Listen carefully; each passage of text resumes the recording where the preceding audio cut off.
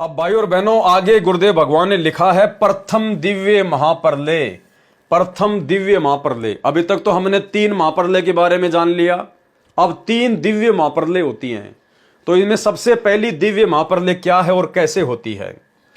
जब 100 ब्रह्मलोकीय शिव काल ब्रह्म की मृत्यु हो जाती है, तब चारों महाब्रह्मांडों में बने 20 ब्रह्मांडों के प्राणियों का विनाश हो जाता है। जब 100 बार ब्रह्मलोकीय शिव, कौन से ब्रह्मलोकीय शिव? 70,000 शिव जी की मृत्यु के बाद जब एक बार ये महाशिव मरता है, ऐसे ऐसे जब 100 बार ये महाशिव मर जाता है, 100 बार ये काल महाशिव रूप में अपना शरीर त्याग देता है, तो भाई और बहनों 20 ब्रह्मांडों का पूरा विनाश हो जाता है। केवल एक 21वां ब्रह्मांड बचता है जिसमें काल रहता है, जिसने वहां पर भी महाशिव, महाब्रह्मा, महाविष्णु रूप में 3 अपने क्षेत्र बना रखे हैं। नकली सतलोक, नकली अलखलोक, नकली अगमलोक, नकली अलामी लोक इसने बना रखे हैं। केवल एक ब्रह्मांड बचता है, बाकी सारे 20 ब्रह्मांड नष्ट हो जाते हैं। देखिए ध्यान से, प्रथम दिव्य महाप्रलय। जब 100 ब्रह्मलोकीय शिव काल ब्रह्म की मृत्यु हो जाती है, तब चारों महाब्रह्मांडों में बने 20 ब्रह्मांडों के प्राणियों का विनाश हो जाता है। तब चारों महाब्रह्मांडों के शुभकर्मी प्राणियों, हंस आत्माओं को 21वें ब्रह्मांड में बने, 21वें ब्रह्मांड में बने नकली सतलोक आदि लोकों में रख देता है। फिर यह काल क्या करता है?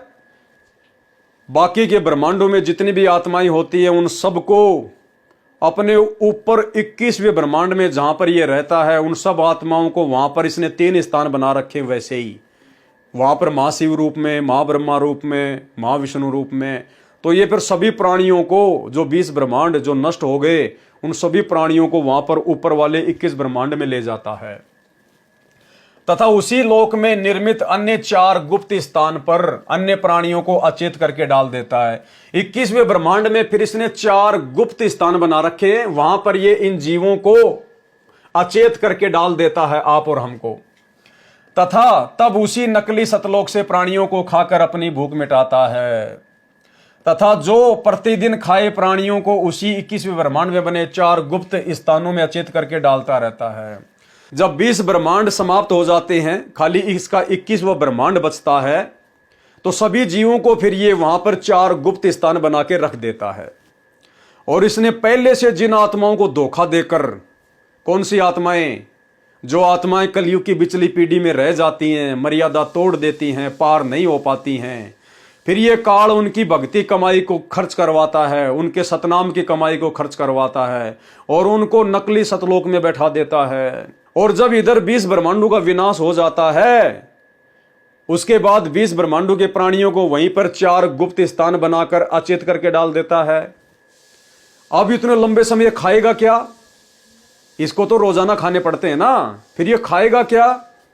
फिर वो नकली सतलोक में जिन भक्तों को उसने बैठा रखा है धोखा देके कि तुम तो सतलोक में आ गए, जो इस बिचली पीढ़ी में जो फैल हो जाते हैं भगत, फिर ये उन भक्तों का नंबर लगाता है। फिर तब तक उनकी भक्ति नष्ट हो लेती है, वो मौज मस्ती करके अपने पुण्य समाप्त कर देते हैं। फिर उन भक्तों का नंबर आता है जो नकली सतलोक में बैठा रखे होते हैं। फिर बहुत लंबे समय तक ये काल प्रतिदिन वहीं से निकाल निकाल के 1-1 लाख को तपतशिला पे भून भून के खाता है। जो इस समय कलयुग की बिचली पीढ़ी में सतगुरु रामपाल जी को ढंग से ना पहचान कर, मर्यादाएं ढंग से ना निभाकर, साध संगति से ना जुड़कर जो रह जाते हैं, फिर उनको ये काल नकली सतलोक से निकाल निकाल के भून भून के खाता है। फिर उन आत्माओं को तपतशिला पर भून कर, उनकी वो गंध खाकर, और वहीं पर इसने 4 जगह और बना रखी हैं गुप्त, फिर वहां पर उन आत्माओं को अचेत करके डालता रहता है। तथा उसी लोक में निर्मित अन्य 4 गुप्त स्थानों पर अन्य प्राणियों को अचेत करके डाल देता है। तथा उसी नकली सतलोक से प्राणियों को खाकर अपनी भूख मिटाता है और उनकी वासना निकाल कर अचेत करके फिर वहीं पे रख देता है। तथा जो प्रतिदिन खाए प्राणियों को उसी 21वें ब्रह्मांड में बने 4 गुप्त स्थानों में अचेत करके डालता रहता है।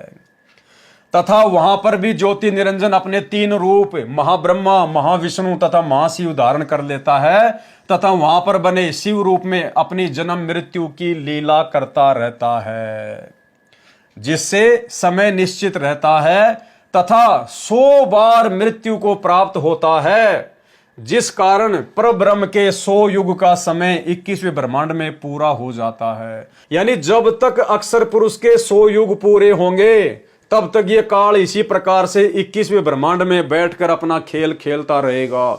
इतने प्राणी इसने वहां पर नकली सतलोक में फंसा रखे हैं। और फिर ये क्या करेगा भाई और बहनों, इसने ऊपर 21वें ब्रह्मांड में अपने 3 रूप और बना रखे हैं, महाब्रह्मा, महाशिव और महाविष्णु। और ये वहां पर अपनी जन्म मृत्यु जो है समय अनुसार ये करता रहता है, ये समय अनुसार अपनी जन्म मृत्यु करता रहता है तथा 100 बार मृत्यु को प्राप्त होता है। और फिर वहां पर ये महाशिव रूप में 100 बार अपना शरीर छोड़ता है।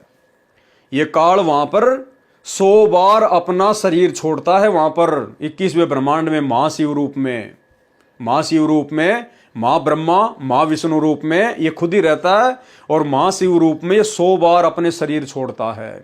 इसलिए भाई और बहनों ये गीता जी में कहता है कि मेरे जन्म और मृत्यु अलौकिक हैं, मैं जन्मता और मरता हूं, तेरे मेरे बहुत जन्म हो लिए, तू नहीं जानता मैं जानता हूं। इस प्रकार से गुरुदेव ने बताया कि इसके जन्म और मृत्यु होते हैं तथा 100 बार मृत्यु को प्राप्त होता है, जिस कारण परब्रह्म के 100 युग का समय 21वें ब्रह्मांड में पूरा हो जाता है। जब ये 100 बार जन्मता और मरता है तो उधर 100 युग का समय जो है परब्रह्म का भी पूरा हो जाता है। तत्पश्चात चारों महाब्रह्मांडों के अंदर सृष्टि रचना का कार्य प्रारंभ करता है। जब ये काल ऊपर 21वें ब्रह्मांड में और 100 बार महाशिव रूप में मर लेता है, उसके बाद फिर से नीचे के 20 ब्रह्मांडों की सृष्टि का दोबारा से निर्माण करता है, दोबारा से निर्माण कार्य शुरू होता है। तत्पश्चात चारों महाब्रह्मांडों के अंदर सृष्टि रचना का कार्य प्रारंभ करता है। ये चारों महाब्रह्मांड क्या है, इसने 5 महाब्रह्मांड बना रखे हैं, 5 महाब्रह्मांड। एक महाब्रह्मांड में इसने 5 ब्रह्मांडों को रोक रखा है, एक महाब्रह्मांड में इसने 5 महाब्रह्मांडों को रोक रखा है। ऐसे ऐसे 20 ब्रह्मांडों को इसने 4 अंडे की शेप वाले महाब्रह्मांड बना रखे हैं। तो 20 ब्रह्मांडों को तो इसने 4 ब्रह्मांडों में कैद कर रखा है और 5वां ब्रह्मांड इसका खुद का है, वो अलग है ऊपर। तत्पश्चात चारों महाब्रह्मांडों के अंदर सृष्टि रचना का कार्य प्रारंभ करता है। जिस समय एक सृष्टि में 100 ब्रह्मलोकीय शिव काल की आयु अर्थात परब्रह्म के 100 युग तक सृष्टि रहती है तथा इतनी ही समय प्रलय रहती है अर्थात परब्रह्म के 200 युग, क्योंकि परब्रह्म के एक युग में एक ब्रह्मलोकीय शिव अर्थात काल की मृत्यु होती है, में एक दिव्य महाप्रलय जो काल द्वारा की जाती है का क्रम पूरा होता है। इस प्रकार इसकी एक दिव्य महाप्रलय होती है, इस प्रकार इसकी एक महादिव्य महाप्रलय होती है।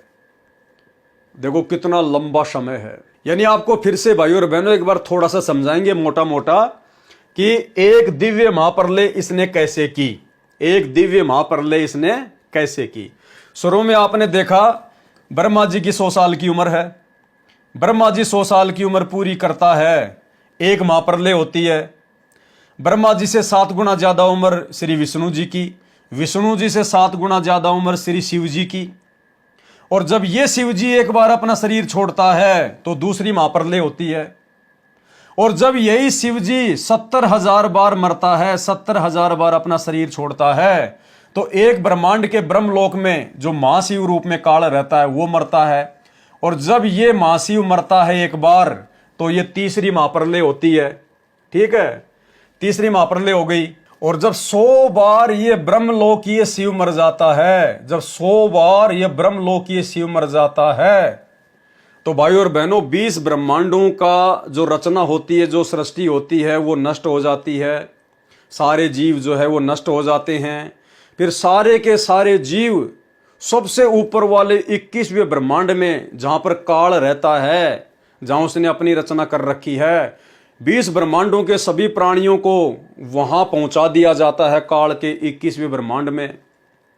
और काल ने वहां पर 4 जगह बना रखी हैं, वहां पर 20 ब्रह्मांडों के सभी प्राणियों को अचेत करके डाल देता है। और फिर अपनी भूख मिटाने के लिए 21वें ब्रह्मांड में उसने जो नकली सतलोक बना रखा है, वहां से आत्माओं को निकाल निकाल के प्रतिदिन तपस्या पे भून भून के खाता है।